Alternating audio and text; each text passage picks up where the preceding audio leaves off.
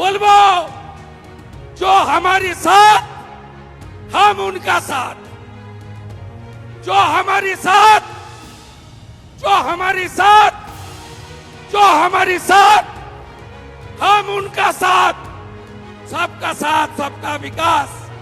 बंद करो no need संख्यालघु मोर्चा। ভালো থাকুন, जय श्री राम। ये चौंकाने वाला बयान पश्चिम बंगाल में बीजेपी नेता शुभेंदु अधिकारी ने दिया है, जिसमें वो ये कह रहे हैं कि हमें सबका साथ सबके विकास की बात करने की जरूरत नहीं है।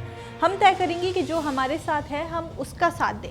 इतना ही नहीं, शुभेंदु ने कहा है कि हम जीतेंगे और हिंदुओं को बचाएंगे। खास बात यह है कि शुभेंदु अधिकारी जिस सबका साथ सबका विकास को बंद करने की बात कह रहे हैं, वो नारा सबसे पहले पीएम मोदी ने ही दिया था।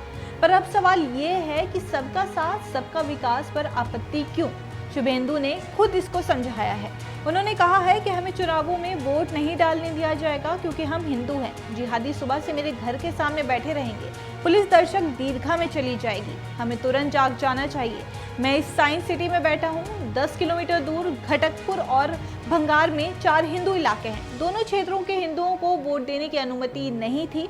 बदुरिया, हरोआ, कैनिंग वेस्ट में वो 1.5 लाख वोटों से जीते। बसंती एक्सप्रेस वो इस्लामाबाद बन गया है। वोटर कार्ड से वोटिंग नहीं होती है, पर्ची से वोटिंग होती थी। हम बंगाल में लोकतंत्र चाहते हैं। धानेखाली, केशपुर, हंदास, पत्रसायर, शीतलाकुची में हिंदुओं को वोट देने की अनुमति नहीं थी। उन्होंने आगे कहा कि मैं चुनाव के दिन गुंडों को घर में बंद रखना चाहता हूं। हम चाहते हैं कि केंद्रीय बलों को वोटर कार्ड देखने का अधिकार दिया जाए।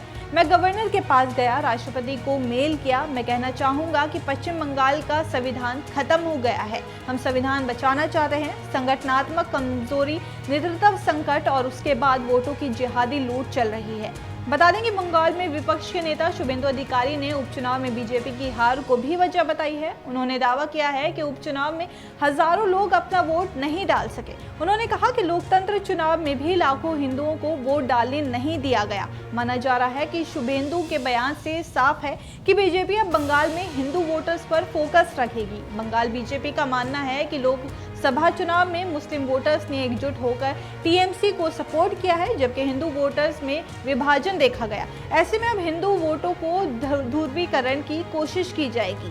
बता दें कि प्रधानमंत्री नरेंद्र मोदी ने सबका साथ सबका विकास का नारा 2014 के आम चुनाव अभियान में दौरान दिया था। ये नारा भारतीय जनता पार्टी के चुनावी अभियान का मुख्य नारा बन गया था और इसका उद्देश्य सभी भारतीयों के समावेशी और समग्र विकास को बढ़ावा देना था। ये नारा भारत के सभी नागरिकों, विशेष रूप से पिछड़े और वंचित वर्गों के विकास और सशक्तिकरण के प्रति सरकार के प्रतिबद्धता को दर्शाता है। पश्चिम बंगाल में मुस्लिमों को तृणमूल कांग्रेस का कोर वोट माना जाता है। लेफ्ट कांग्रेस की भी इस पर नजर रहती है। बीजेपी को भी समुदाय तक अपनी पहुंच बढ़ाने में जुट देखा गया। हालांकि नतीजों ने निराश किया है। साल 2018 के बंगाल पंचायत चुनाव में मुस्लिम वोटों को लुभाने के लिए बीजेपी ने मुस्लिम सम्मेलन आयोजित किए थे। बीजेपी ने मुस्लिम समुदाय से 850 से ज्यादा लोगों को टिकट दिए थे, जिसमें 27 की जीत मिली थी। 2016 के विधानसभा चुनाव में भी बीजेपी ने 6 मुस्लिम उम्मीदवार मैदान में उतारे थे।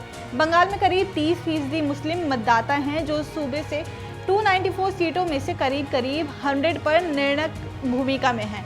2010 के बाद से बंगाल में मुस्लिम मतदाता टीएमसी का कोर वोट बैंक माना जाता है।